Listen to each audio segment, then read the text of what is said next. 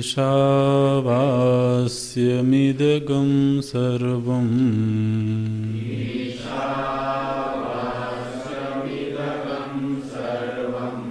यत्किञ्च जगत्यां जगत्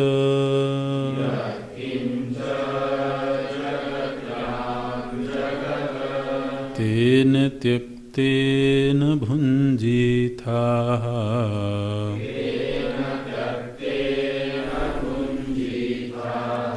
मा गृधः कस्य स्विद्धनम्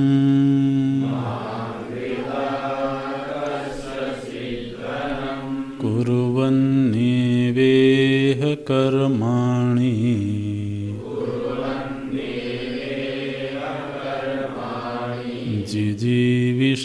जिजीविषेच्छतगं समाः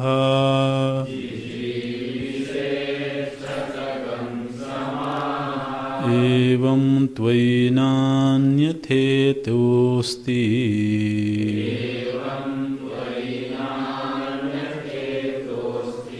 न कर्मा लिप्यते नरे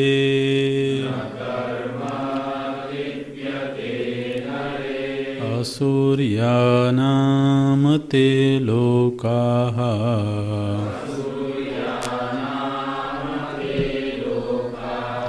अंधेन तमसावृताः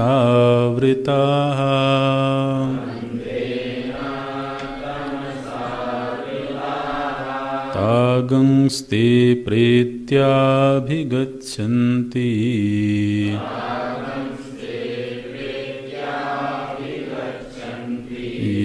के चात्महनो जनाः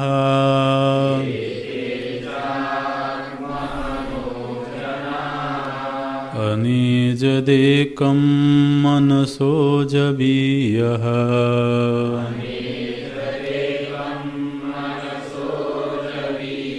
नैन देवा आप्नुवन् पूर्वमर्षत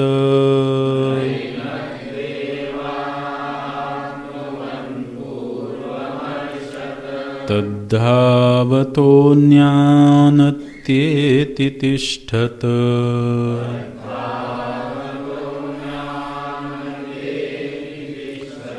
तस्मिन्नपो मातरिश्वा दधाति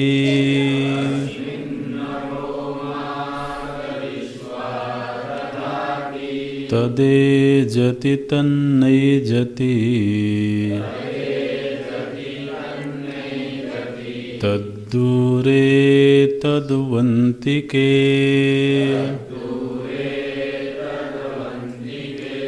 तदन्तरस्य सर्वस्य तदु सर्वस्यास्य बाह्यतः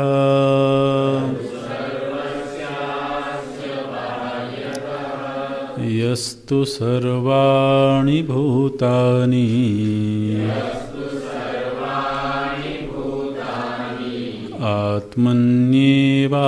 आत्मन्येवानुपश्यति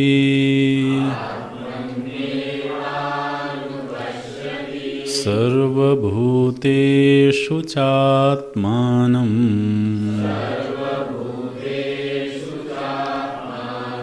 ततो न विजुगुप्सते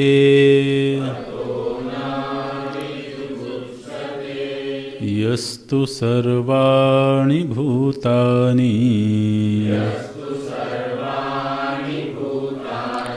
आत्मन्येवानुपश्यति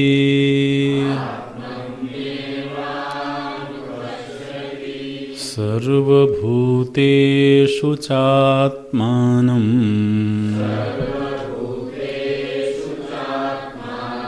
ततो न विजुगुप्सते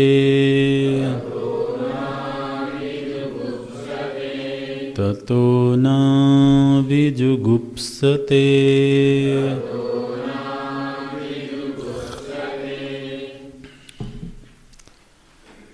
यस्तु यः परिव्राड मुमुक्षुः सर्वाणि भूतानि अव्यक्तादीनि स्थावरान्तानि आत्मनि एव अनुपश्यति आत्मव्यतिरिक्तानि न पश्यति इत्यर्थः। सर्वभूतेषु च तेषु एव च आत्मानं तेषामपि भूतानां स्वम् आत्मानम् आत्मत्वेन यथा अस्य देहस्य कार्यकरणसंघातस्य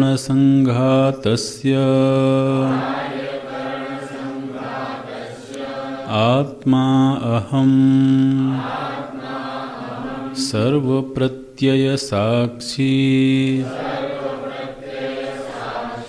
भूतः चेतयिता केवलो निर्गुणः अनेनैव स्वरूपेण अव्यक्तादीनां स्थावरान्तानाम् अहम् एव आत्मा इति सर्वभूतेषु च आत्मानं निर्विशेषं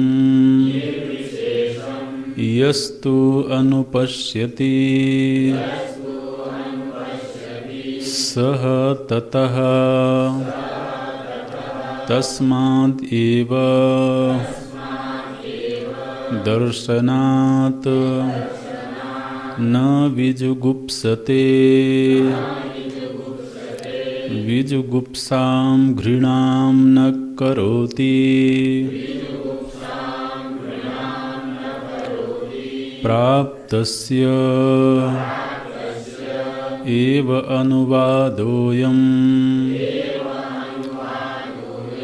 सर्वा हि घृणा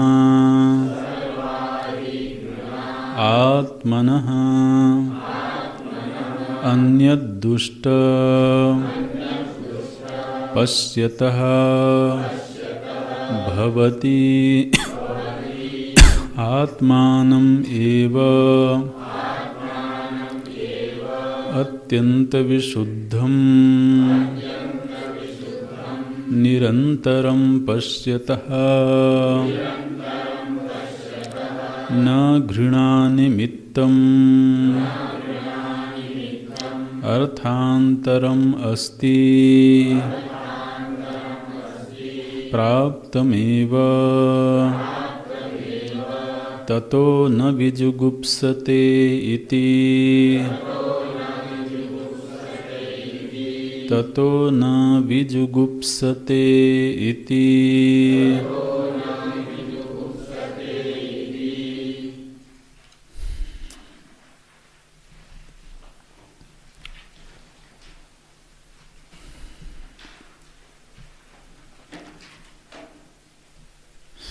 इस ईशावास्य उपनिषद के प्रथम मंत्र में परम सत्य का निर्वचन और उस सत्य का जो जिज्ञासु है वो सन्यासी है, उस सन्यासी का कथन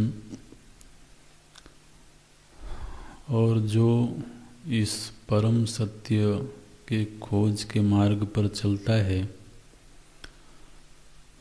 उसके लिए ऐषणात्रय और भोग इच्छा का त्याग, ये विधान प्रथम मंत्र में किया गया। वो इस श्रुति का अत्यंत महत्वपूर्ण मंत्र है।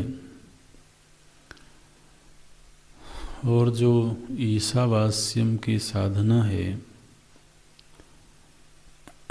वही कैवल्य मुक्ति का साक्षात साधन है। साधन कई प्रकार के होते हैं, कुछ साक्षात साधन होते हैं, कुछ परंपरा साधन होते हैं। तो जो आत्मज्ञान है वह मुक्ति का साक्षात साधन है। इसलिए ईशावास्यम की जो साधना है वो अंतिम साधना है, परम साधना है।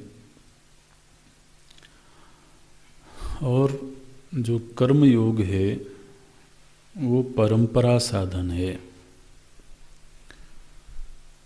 हमने कर्मयोग साधक को इस योग्य बनाता है कि वह साक्षात साधन का आश्रय ग्रहण कर सके।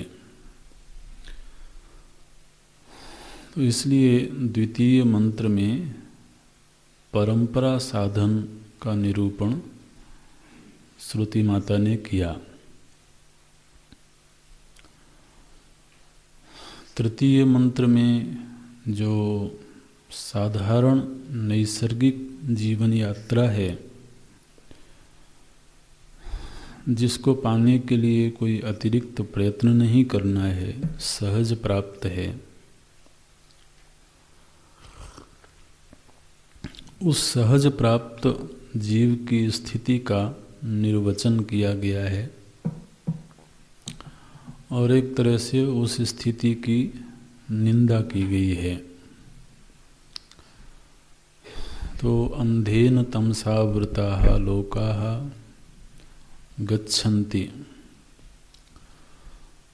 तो जो दिव्याति दिव्य आत्म वस्तु है उसका तिरस्कार करके, उसकी उपेक्षा करके जीव अनादि काल से इस संसरण में पड़ा हुआ है,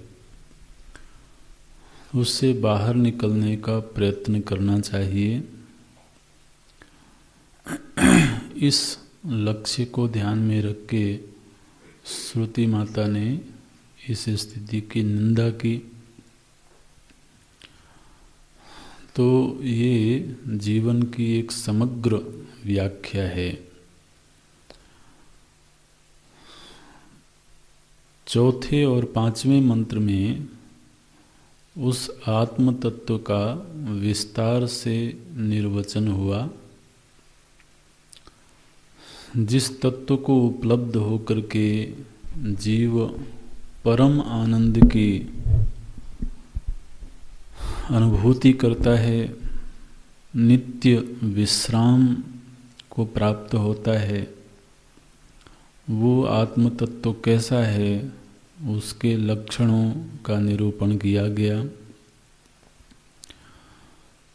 चूंकि वह तत्व गुणातीत है, इसलिए सीधे उसका निर्वचन करना संभव नहीं है। निर्वचन के लिए मुख्य रूप से 5 साधनों की जरूरत होती है: नाम, रूप, गुण, क्रिया, संबंध। ये चीजें हैं जिनके माध्यम से हम किसी का निर्वचन करते हैं, किसी की व्याख्या करते हैं। तो नाम के सहारे किसी की पहचान होती है। अब जो अनाम है उसकी नाम के सहारे कैसे पहचान की जाए, जो अरूप है उसे रूप का सहारा लेके कैसे पहचान करें। वो किसी से भिन्न नहीं है, इसलिए वो सबका संबंधी है और किसी का संबंधी नहीं है। इसलिए संबंध के सहारे भी पहचान नहीं हो सकती है। निष्क्रिय तत्व है, इसलिए क्रिया का सहारा नहीं लिया जा सकता।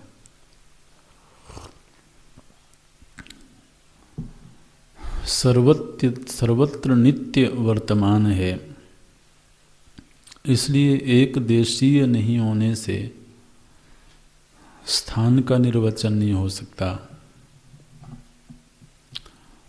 तो जो भी निर्वचन के साधन हैं वो वहाँ उपलब्ध नहीं है, इसलिए उसका सीधे तो निर्वचन करना संभव नहीं है। तो फिर लक्षणों के सहारे उसको लक्षित किया जाता है। ये श्रुतियों का अनुग्रह है कि जो इंद्रियातीत है, जो मन से भी अगम्य है, ऐसे अवांग मनस गोचर तत्व को वो कुछ लक्षणों के सहारे लक्षित करती हैं। और आनंद की बात यह है कि महापुरुषों ने उन लक्षणों का सहारा लेकर के उस तत्व का साक्षात्कार किया, उसको उपलब्ध हुए। तो श्रुतियों के द्वारा लक्षित तत्व को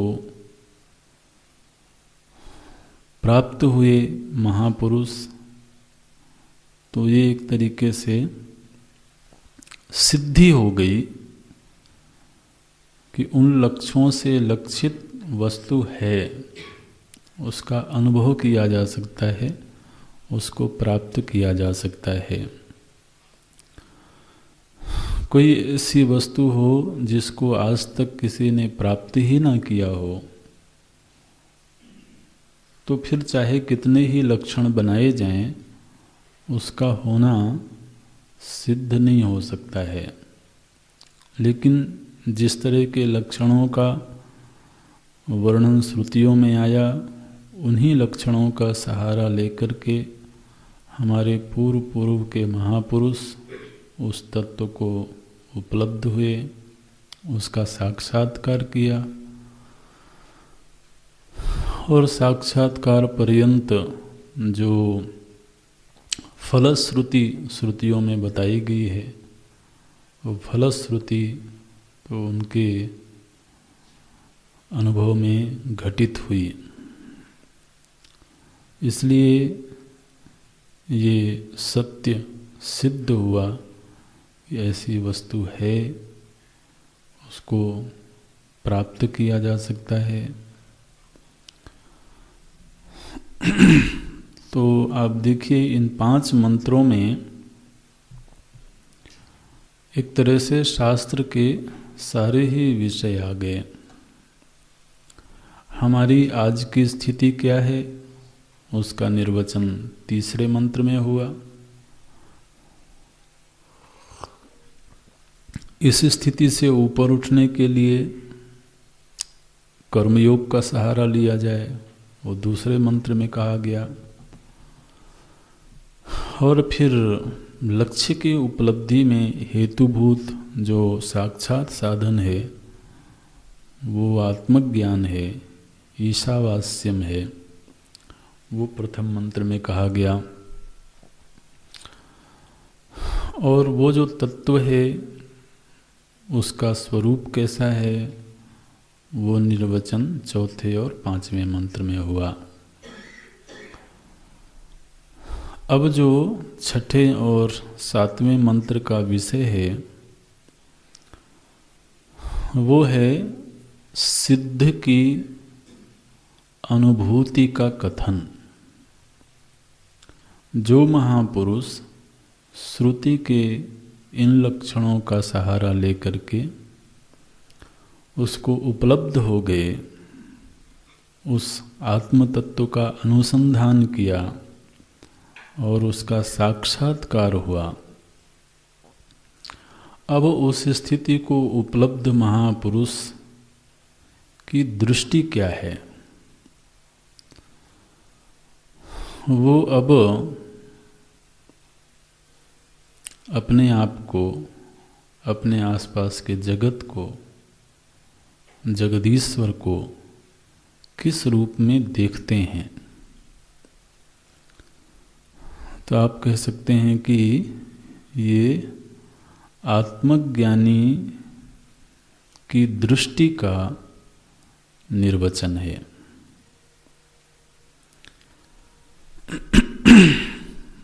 तो ये लघु कलेवर का यह उपनिषद है। इस उपनिषद में सारे ही आवश्यक विषय संग्रहित हुए। तो सिद्ध की दृष्टि कैसी होती है? अन्य ग्रंथों में भी सिद्ध की अनुभूति का निर्वचन किया जाता है। यहाँ पर जो दृष्टि श्रुति माता ने बताया, दिखाया, वो उस आत्मज्ञानी की सहज स्थिति है। लेकिन साधक के लिए उस स्थिति को प्राप्त करना है। तो जहाँ कहीं भी शास्त्रों में आत्मज्ञानी की महिमा का निर्वचन होता है, कथन होता है, वो साधक के लिए साध्य होता है। भगवान भाष्यकार ने गीता जी के भाष्य में ये बात कही है। सर्वत्र ही अध्यात्म शास्त्रे कृतार्थ लक्षणानि यानि तानि एव साधनानि भवन्ति यत्न साध्यत्वात्। जहाँ भी अध्यात्म शास्त्रों में आत्मज्ञानी की महिमा गाई जाती है, उनकी दृष्टि का कथन होता है, वो साधक के लिए साध्य होता है। तानि एव साधनानि भवन्ति। साधना करके उस स्थिति को प्राप्त किया जाए, इसी उद्देश्य को ध्यान में रख करके तो शास्त्र उसका कथन करते हैं। तो देखिए कैसी दृष्टि है महापुरुष की। श्रुति कहती हैं यस्तु। यस्तु माने यह तो, यह का अर्थ होता है जो इस ढंग से देखता है। यस्तु अनुपश्यति। देखिए मंत्र में जो शब्द हैं उसमें मुख्य शब्द है, मुख्य वाक्य बनेगा यस्तु अनुपश्यति, जो देखता है। ऐसे भी कर सकते हैं, यह पश्यति, यस्तु पश्यति, यस्तु अनुपश्यति। जो देखता है, क्या देखता है? बोलते हैं सर्वाणि भूतानि आत्मनि एव अनुपश्यति। जो कोई समस्त भूतों को, सर्वाणि भूतानि, समस्त भूतों को आत्मनि एव, आत्मा में ही अनुपश्यति। जो कोई समस्त भूतों को आत्मा में ही देखता है, अच्छा, तो ये तो बड़ी मंगलमयी दृष्टि है। और साथ ही सर्वभूतेषु च आत्मानम् अनुपश्यति। तो पहली दृष्टि क्या है?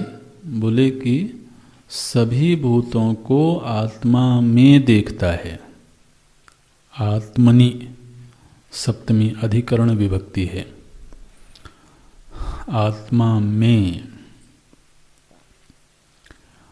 फिर सभी भूतों में आत्मा को देखता है। दृष्टि दूसरी है, सर्वभूतेषु च। अब यहाँ पर सप्तमी लगा सर्वभूतेषु में,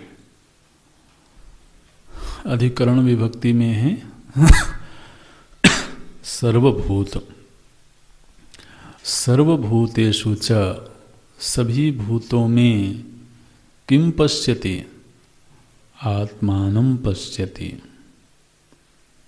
जो सभी भूतों में आत्मा को देखता है। अच्छा, तो दो दृष्टि हो गई। सभी भूतों को आत्मा में देखता है और सभी भूतों में आत्मा को देखता है। जिसकी ऐसी दृष्टि है, ततः, ततः माने इस दृष्टि को उपलब्ध होने के बाद, न विजुगुप्सते, सह, वह जो महापुरुष है वो फिर किसी से भी घृणा नहीं करता है। जुगुप्सा, जुगुप्सा माने होता है घृणा। तो ततः माने इस दृष्टि को प्राप्त करने के अनंतर वह फिर किसी से भी घृणा नहीं करता है। ततो न विजुगुप्सते। तो इस मंत्र में फलश्रुति बताएगी कि वह किसी से घृणा नहीं करता है।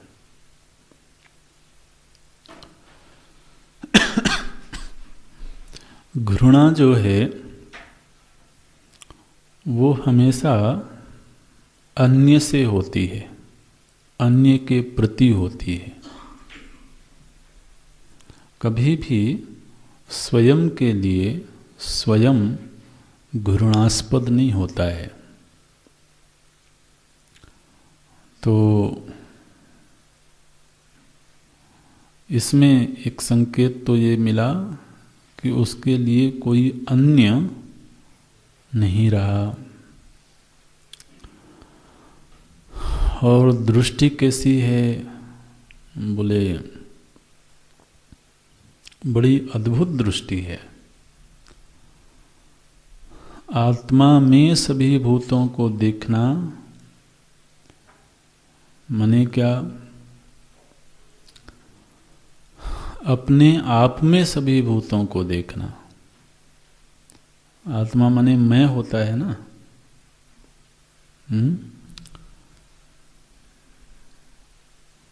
और सभी भूतों में अपनी उपस्थिति का एहसास करना। सर्वभूतेषु च आत्मानम। तो ये दृष्टि है उसकी। ये दो दृष्टियां नहीं हैं, दृष्टि एक ही है। कहने के दो ढंग हैं। तो चाहे ये कहा जाए कि सभी लहरों में जल को देखता है, और चाहे ये कहा जाए कि जल में सभी लहरों को देखता है। कथन दो हैं लेकिन दृष्टि एक ही है। तो यह माने जो पूर्व में बताई हुई साधना को करता है, यह जिसने ईशावास्यम की साधना की है, यह जिसने चौथे और पांचवें मंत्र में बताए हुए लक्षणों के आधार पर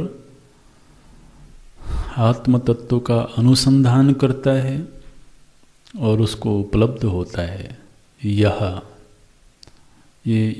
जो सर्वनाम है ये बहुत कुछ कहता है। तो ये कौन है? अब भाष्य में देखिए भगवान व्याख्या करते हैं एक एक पद की। यस्तु, यस्तु यहाँ से व्याख्या आरंभ होती है। यह कौन है?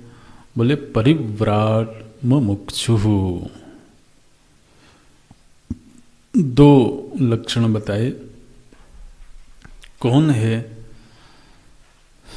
परिव्राट। परिव्राट का अर्थ होता है जिसने परिव्रजन किया है।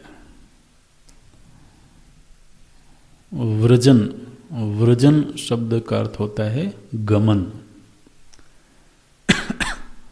जो व्रज, व्रज शब्द है ना, व्रज का अर्थ होता है गमन करना। व्रजति गच्छति इति। तो उस समय भगवान कृष्ण जिस कुल में पैदा हुए वो ग्वाल वालों का कुल था, तो वो एक जगह पर स्थायी रूप से नहीं रहते थे, वो व्रजन करते थे एक स्थान से दूसरे स्थान। अभी भी जो ग्वाल वाल होते हैं, जो गाय चराने वाले होते हैं, उनका कोई एक स्थायी ठिकाना नहीं होता है। एक जंगल में गए, फिर दूसरे में गए, फिर तीसरे में, इस तरह से। तो देखिए वहाँ पर वो परिवार ऐसे थे। गोकुल में थे, गोकुल से फिर वृंदावन चले गए। गोकुल में जब उपद्रव होने लगा तो वृंदावन चले गए। तो फिर उस स्थान का नाम पड़ा व्रज, यानी जो गमन करने वाले लोग हैं। व्रजति गच्छति, उसी से बना परिव्राट।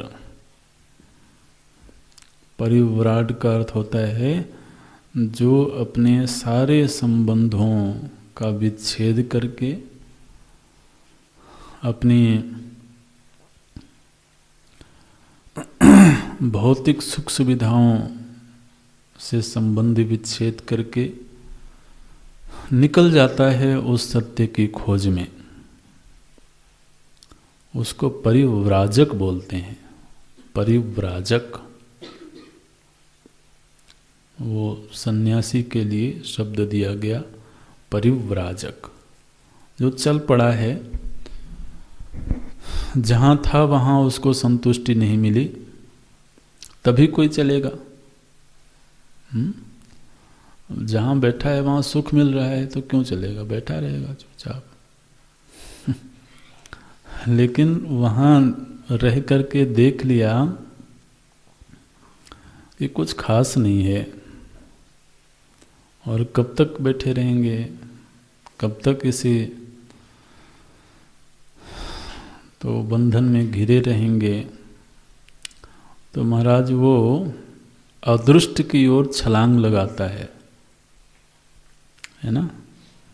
वहाँ कोई पूर्व नियोजित चीज़ें नहीं होती हैं, पूर्व निर्धारित चीज़ें नहीं होती हैं। नहीं तो हम तीर्थ यात्रा करने भी जाते हैं तो पहले से होटल बुक है,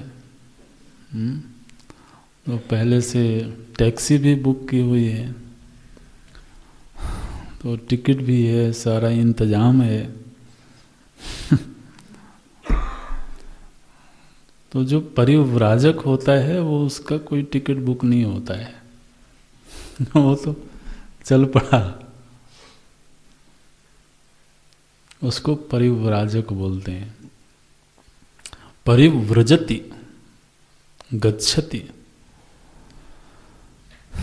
लेकिन दिशा विहीन यात्रा नहीं है, इस बात को ध्यान में रखना।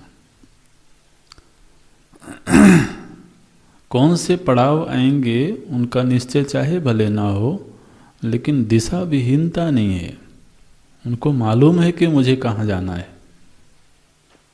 सत्संग करके, गुरु संग करके तो उन्होंने ये निश्चय कर लिया है कि मेरे इस यात्रा की मंजिल क्या है। जब तक उस परम सत्य को उपलब्ध ना हो जाऊं, तब तक मैं कहीं ठहरूंगा नहीं, ये उसका संकल्प होता है। इसी संकल्प को संभालते हुए वो चलता है। देखिए, यह वह कौन है, इसके भगवान भाष्यकार ने 2 लक्षण बताए। जो चल पड़ा है, क्यों चल पड़ा? क्योंकि उसके अंदर मुमुक्षा है। परिव्राड मुमुक्षुः। मुमुक्षा है माने क्या है? मुक्त होने की इच्छा है ना? तो परिस्थितिवाद से मुक्त होने की इच्छा है। परिस्थिति में घिरे हुए रहना उसको अब महाराज बर्दाश्त नहीं होता है, क्योंकि उसने बार बार परीक्षण करके ये देखा, ये अनुभव किया कि परिस्थिति को जितना ही बनाते रहो उतनी ही बिगड़ती रहती है। बन भी जाती है, लेकिन वो बनना स्थायी नहीं होता, कुछ दिनों की ही बात होती है, फिर से बिगड़ जाती है। वो बनती है, बिगड़ती है, बनती है, बिगड़ती है। ये तो ऐसी बात हो गई कि रोज़ कुआं खोदो, रोज़ पानी पियो, दूसरे दिन कुआं सूख गया, फिर से नया खोदो। तो गया जी में नदी है जो फल्गु नदी, तो वहाँ पर अंतःस्रावी जलधारा है।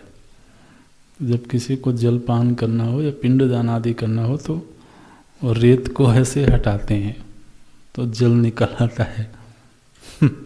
बाहर प्रवाहित होता हुआ नहीं दिखता है।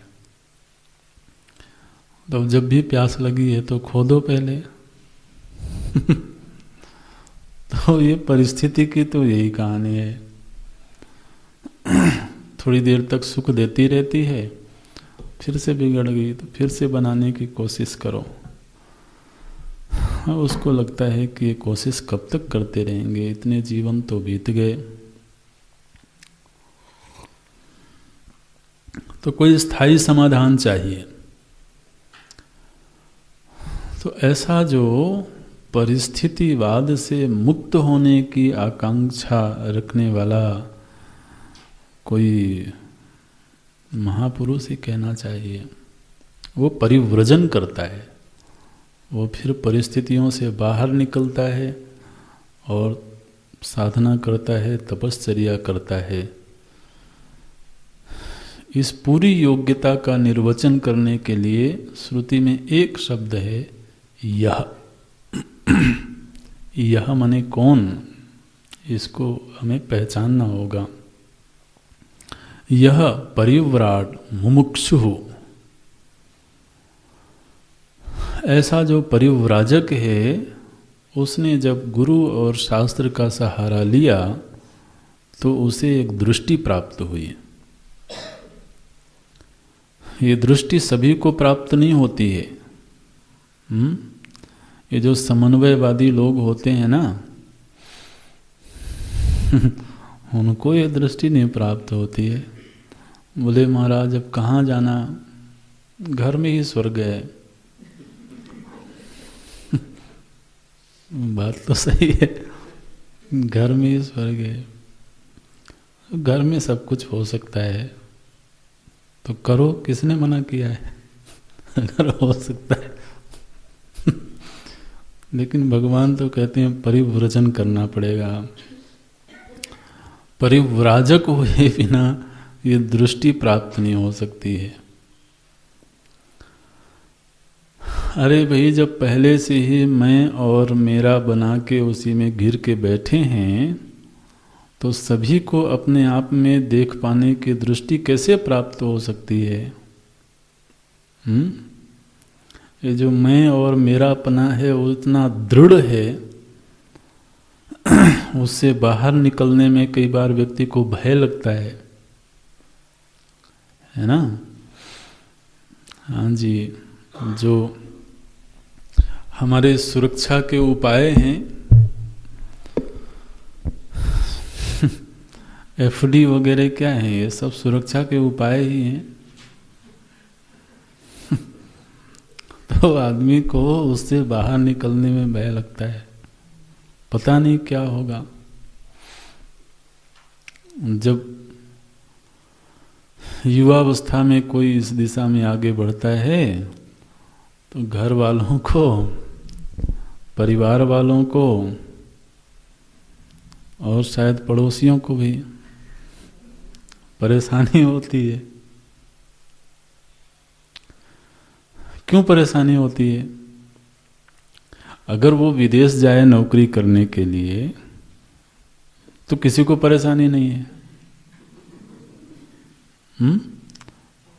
लेकिन वो साधना करने जाए तो परेशानी इस बात की नहीं है कि उन्हें कोई संदेह है। परेशानी इस बात की है कि भविष्य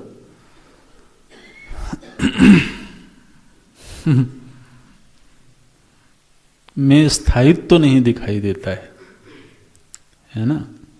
और माँ बाप शुभचिंतक होते हैं, वो कोई हमारा बुरा थोड़ा सोचते हैं। तो जो भी सगे संबंधी हैं, जो भी बड़े हैं, वो इस बात के लिए चिंतित होते हैं, पता नहीं क्या होगा।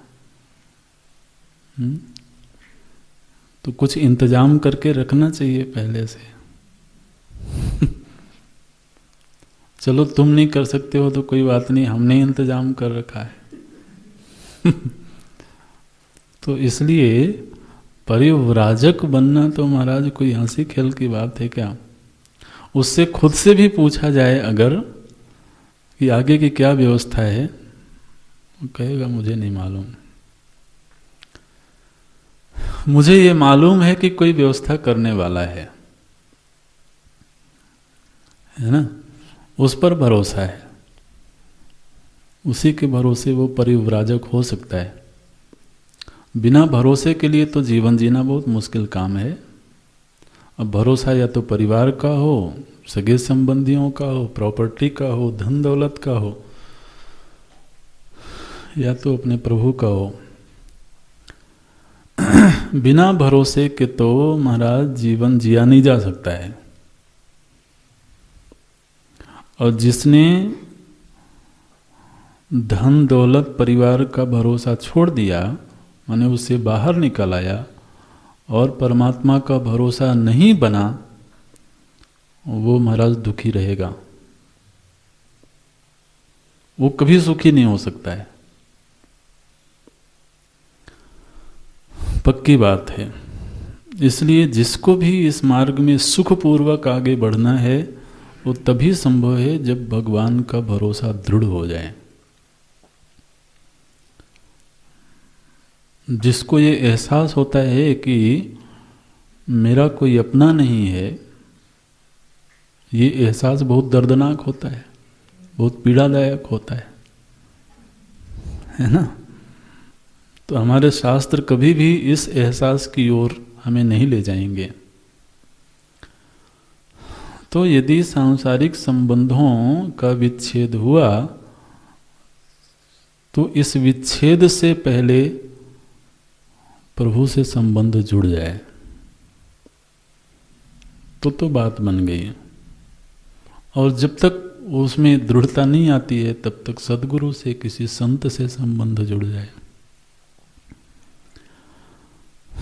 तो ऐसा जो चल पड़ा व्यक्ति है वो परिव्राजक है। क्यों चला वो? क्योंकि उसके अंदर मुमुक्षा है। तो मुमुक्षु परिव्राट,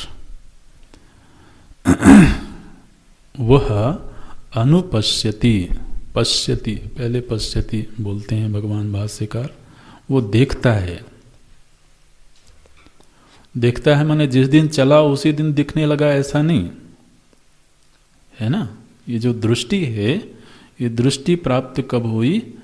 बोले कि वो परिव्राजक हुआ, फिर सद्गुरु की सन्निधि में जाकर के उसने ईशावास्यम की साधना की और उस साधना के अनंतर उसको यह दृष्टि प्राप्त हुई। क्या दृष्टि है? बोलते हैं सर्वाणि भूतानि, सभी भूतों को। सभी भूतों को माने सभी भूत में कौन कौन आएगा? देखिए भगवान भाष्यकार बोलते हैं अव्यक्तादीनि, अव्यक्त से लेकर के, आदि माने आरंभ, अव्यक्त से लेकर के स्थावरांतानि, अव्यक्त से लेकर के स्थावर पर्यंत, सर्वाणि भूतानि का ये अर्थ है। अव्यक्तादीनि स्थावरांतानि, अव्यक्त से लेकर के स्थावर पर्यंत जितना भूत प्रपंच है उसको आत्मनि एव अनुपश्यति, आत्मा में ही देखता है। आत्मा में ही देखता है माने क्या? बोलते हैं आत्म व्यतिरिक्तानि न पश्यति इत्यर्थः। वो अव्यक्त से लेकर के स्थावर पर्यंत समग्र प्रपंच को आत्मा से पृथक नहीं देखता है। आत्म व्यतिरिक्तानि न पश्यति इत्यर्थः। तो भगवान भाष्यकार ने सर्वाणि भूतानि में अव्यक्त से शुरू किया। अव्यक्त माने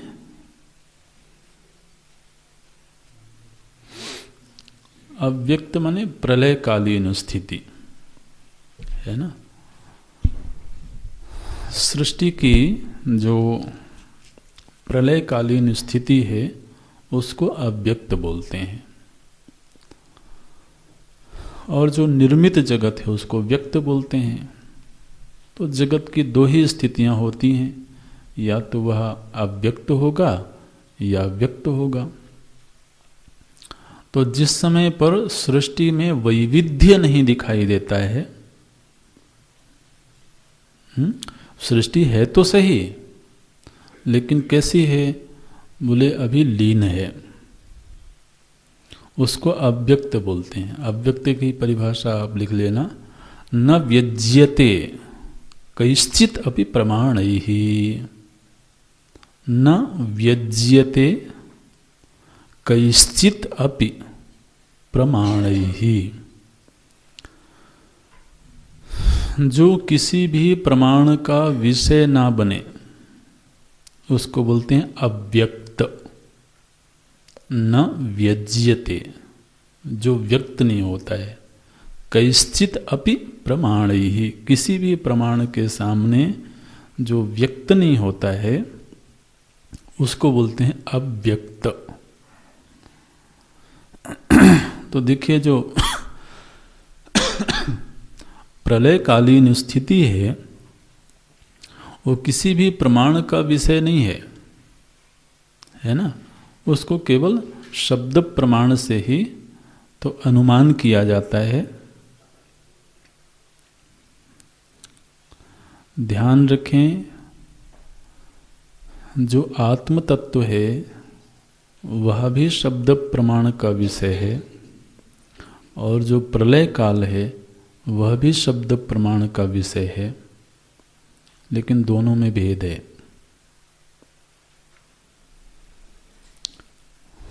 दोनों में भेद क्या है कि शब्द प्रमाण से जाना गया जो आत्म तत्व है उसका किसी दिन साक्षात्कार हो सकता है, लेकिन शब्द प्रमाण से जाना गया जो प्रलय काल है उसका साक्षात्कार नहीं हो सकता। इसलिए वह नित्य अनुमेय है।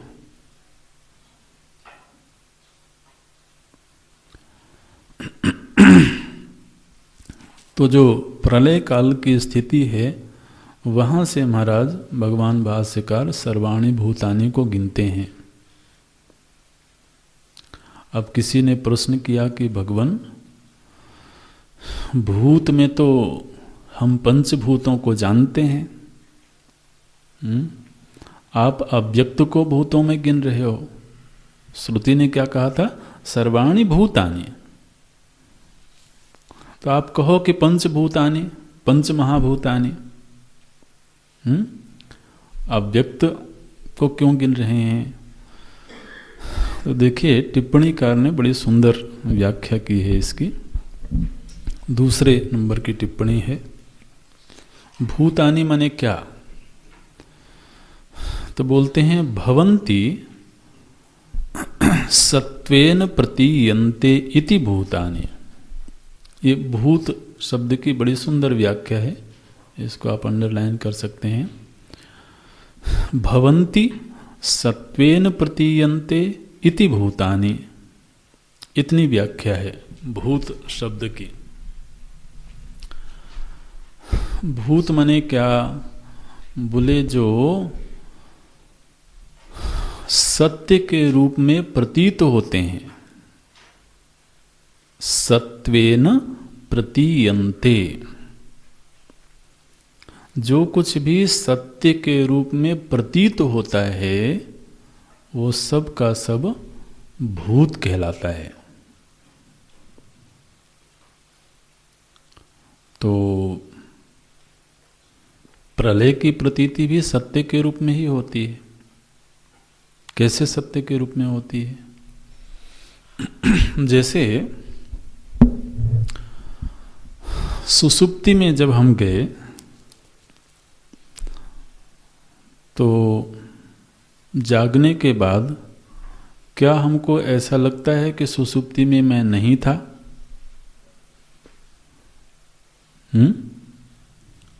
सुसुप्ति काल में चाहे भले होने की अनुभूति नहीं है, लेकिन जागृत दशा में यह निश्चय होता है कि सुसुप्ति में मैं था। क्योंकि अगर सुसुप्ति में मैं नहीं होता तो जागृत में उत्पन्न कैसे होता?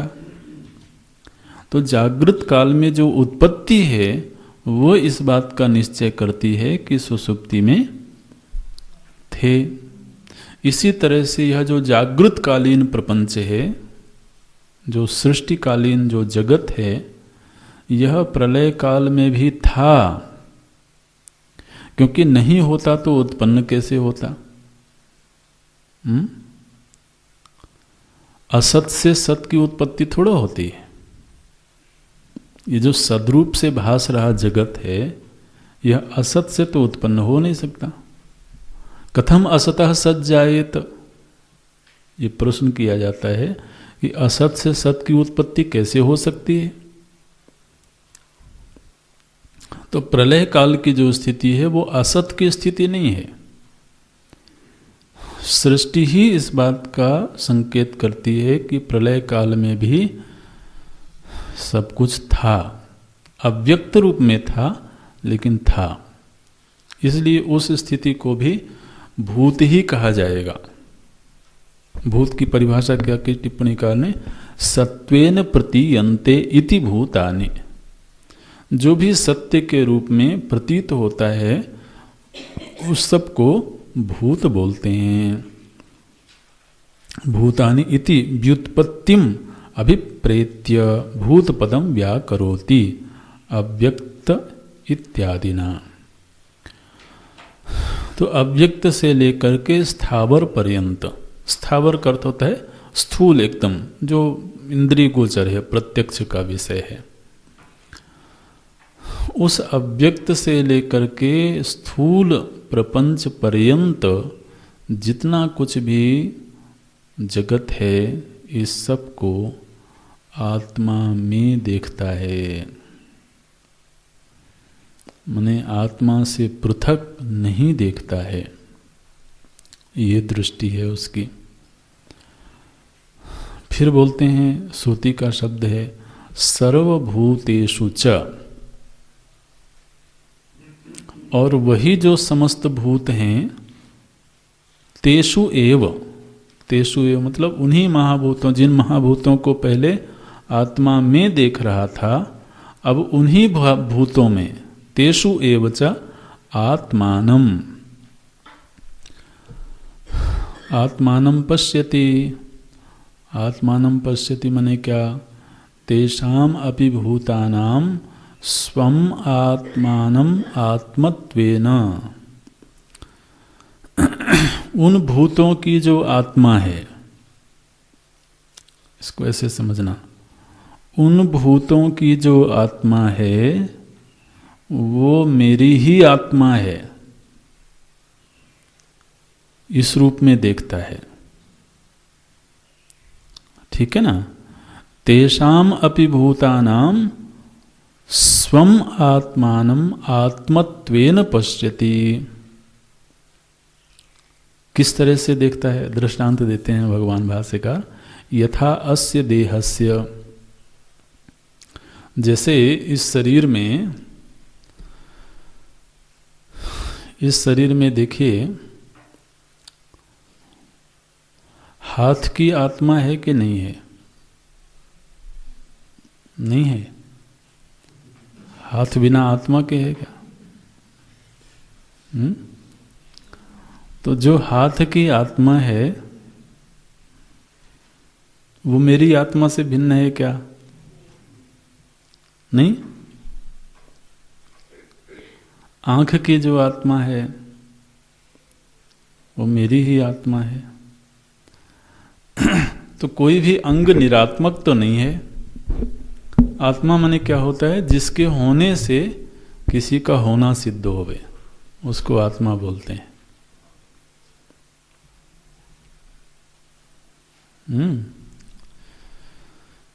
घट की आत्मा क्या है? मिट्टी। मिट्टी के होने से घट का होना सिद्ध होता है, उसको आत्मा बोलते हैं। तो हाथ का होना सिद्ध हो रहा है अभी, तो कोई आत्मा तो होगी उसकी।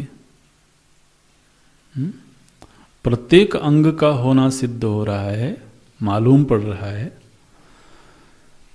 तो प्रत्येक अंग की जो आत्मा है वो मेरी ही आत्मा है, ऐसे कह सकते हैं। प्रत्येक अंग की आत्मा के रूप में मैं ही हूं और मुझ में ही प्रत्येक अंग है ना? ये भगवान भाष्यकार दृष्टांत देते हैं। यथा अस्य देहस्य, यह जो देह है, बोले ये तो तुम्हारा अनुभव है ना, यही तो झंझट है कि केवल इतना ही अनुभव है।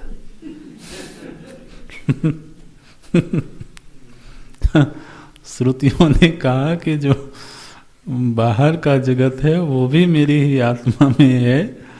बोले वही तो अनुभव हो नहीं रहा है। बोले अच्छा, पहले जो तुम्हारा अनुभव हो रहा है वो मैं बताता हूँ। क्या अनुभव हो रहा है? बोले अस्य देहस्य, देह माने क्या? बोलते हैं कार्य करण संघातस्य। कार्य माने ये स्थूल शरीर, और करण माने सूक्ष्म शरीर। इस स्थूल शरीर को कार्य क्यों बोलते हैं?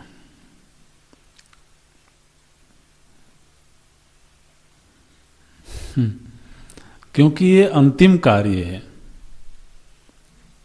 निर्माण प्रक्रिया में जो कार्यकरण, वो कार्य कारण संबंध होता है ना, कारण से कार्य की उत्पत्ति होती है। तो जैसे सत तत्व से त्रिगुण की उत्पत्ति हुई, फिर त्रिगुण से पंचभूतों की उत्पत्ति हुई, फिर पंचभूतों से इंद्रियों की उत्पत्ति हुई, ऐसे उत्पत्ति क्रम चलता है ना। तो पंचभूत क्या हैं? कार्य भी हैं और कारण भी हैं। किसी से उत्पन्न होते हैं और उनसे कोई उत्पन्न होता है।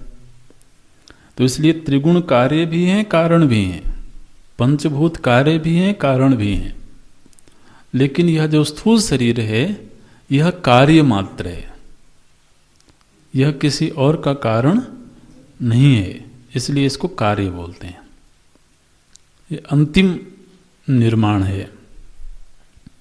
और इंद्रियां करण है, साधन के रूप में उनका प्रयोग होता है, इसलिए समग्र को जोड़ करके बनाया गया शब्द कार्य करण संघातस्य। इस कार्य करण संघात का, इस कार्य करण संघात की आत्मा कौन है? बोले कार्य करण संघातस्य आत्मा अहम। इस कार्य करण संघात की आत्मा मैं हूं। जिस तरह से ये आज हमारा अनुभव है, इसी तरह से किसी महापुरुष की अनुभूति ये है कि अव्यक्त से लेकर के स्थावर पर्यंत समग्र प्रपंच की आत्मा मैं हूं। सोचिए, कार्य करण संघात से माने आज जो हमारा अनुभव है उसको दृष्टांत बना दिया भगवान भाष्यकार ने। दृष्टांत बोलते ही उसको है जो दृष्ट हो, है ना, जो अनुभव का विषय हो उसी को दृष्टांत बोलते हैं। तो आज के दिन तो हमारी अनुभूति ये है, पक्की अनुभूति है। इसी तरह से किसी महापुरुष की अनुभूति ये है कि इस समूची सृष्टि मेरा ही अंग है। जिस तरह से ये हाथ हमें अपना हाथ मालूम पड़ता है, आँखें हमें अपनी आँखें मालूम पड़ती हैं, इसी तरह से हमारा सूर्य देव, उनको अपने अंग मालूम पड़ते होंगे, है ना। तो ये मत सोचना कि उन्होंने अपने आप को फैला दिया वो। अब क्या हुआ, बोले फैल गए जीव पूरे नहीं, तो बोलते हैं यथा अस्य देहस्य कार्यकरण संघातस्य आत्मा अहम। कार्यकरण संघात का आत्मा मैं हूँ। फिर सर्व प्रत्यय साक्षीभूतः, और समस्त वृत्तियाँ, जितनी भी वृत्तियाँ उठ रही हैं हमारे अंतःकरण में, उन सभी वृत्तियों का मैं साक्षी हूँ। इस रूप में अनुभव होता है। तो सभी वृत्तियों का मैं साक्षी भी हूँ, चेतयिता भी हूँ। चेतयिता माने उन्हें चेतना प्रदान करने वाला हूँ। और सभी वृत्तियों के होने पर भी मैं अकेला हूँ, क्योंकि वहाँ मैं ही वृत्तियों के रूप में स्फुरित हो रहा है। वृत्तियाँ और मैं दो अलग अलग थोड़ा हैं। ये विभाग तो कहने के लिए है। जो वृत्तियाँ दृश्य बनती हैं और मैं दृष्टा हूँ, तो जो दृष्टा और दृश्य का विभाग है ये कोई पारमार्थिक विभाग नहीं है। वृत्तियाँ क्या हैं? चेतना का है स्फुरण है। वृत्तियाँ अलग चीज़ हैं और दृष्टा अलग चीज़ है। आज के दिन ऐसा लगता है हमको, लेकिन वस्तुतः वृत्ति आत्मा से पृथक कोई पदार्थ नहीं है, कोई वस्तु नहीं है। तो उसकी अनुभूति क्या है? बोले केवलः, मैं केवल मात्र हूँ। निर्गुणः, अनेनैव स्वरूपेण, जिस तरीके से इस शरीर में वृत्तियों के संदर्भ में हमारी ऐसी अनुभूति है, ठीक इसी तरह से अव्यक्त्यादीनां स्थावरांतानां अहम एव आत्मा इति। जिस तरह से इस शरीर में और समस्त वृत्तियों में मैं ही आत्मा के रूप में प्रतिष्ठित हूँ, ठीक इसी तरह से अव्यक्त से लेकर के स्थावर पर्यंत समूचा जो प्रपंच है उसकी आत्मा मैं ही हूँ। अहम एव आत्मा इति, ये पहली दृष्टि है। फिर दूसरी दृष्टि क्या है? सर्वभूतेषु च आत्मानम, और सभी भूतों में मैं ही हूँ। इति निर्विशेषम यह अनुपश्यति, जो ऐसा देखता है। इसका थोड़ा विवरण अगली कक्षा में भी करेंगे, लेकिन अभी ये वाक्य पूरा कर लेते हैं। निर्विशेषम अनुपश्यति, यह अनुपश्यति। तो किसी ने प्रश्न किया कि महाराज, श्रुति ने ये अनुपश्यति क्यों कहा? अगर पश्यति कह देती तब भी बात बन जाती, ठीक है ना। पश्यति माने देखता है, तो केवल इतना ही बताना है कि वो देखता है। तो श्रुति को केवल पश्यति शब्द का प्रयोग करना चाहिए था, अनु क्यों लगाया? अब देखिए, आचार्य महाराज एक एक शब्द को खोजते हैं कि अगर ऐसा कहा गया है तो इसके पीछे कोई जरूर श्रुति का संकेत होगा। तो अनुपश्यति क्यों कहा गया? तो टिप्पणीकार ने इसका विवरण किया। ये तीसरे क्रम की टिप्पणी है। यस्तु अनुपश्यति इति, मिला? यस्तु अनुपश्यति इति, इसका विवरण क्या करते हैं? पुनः यह शब्द उपादानम अन्वय प्रदर्शनार्थम, आगे बोलते हैं, विवरण करते हैं। बोले अनु का अर्थ होता है पश्चात, जैसे अनुगमन बोलते हैं ना, पीछे पीछे चलना। इसी तरह से अनुपश्यति, अनुपश्यति माने बाद में देखता है। पश्यति माने देखता है, अनुपश्यति माने बाद में देखता है। किसके बाद में देखता है? बोलते हैं आचार्य मुखाद ईशावास्यम इति उपदेश श्रवणानंतरम अनुपश्यति। ये दृष्टि उसको प्राप्त हुई जब उसने अपने आचार्य के मुख से ईशावास्य आदि मंत्रों का श्रवण किया, तब उसको यह दृष्टि प्राप्त हुई। देखिए, टिप्पणीकार ने बड़े सुंदर ढंग से निर्वचन किया, आचार्य मुखात। और आचार्य के मुख से कुछ भी सुन लिया ऐसे नहीं। अब वो तो व्यवहार में और भी कुछ बातें बोलते होंगे। तो आचार्य के मुख से क्या सुना? बोले ईशावास्यम इति ईशावास्यम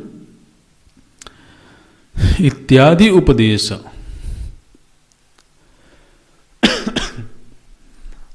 तो बोले महाराज,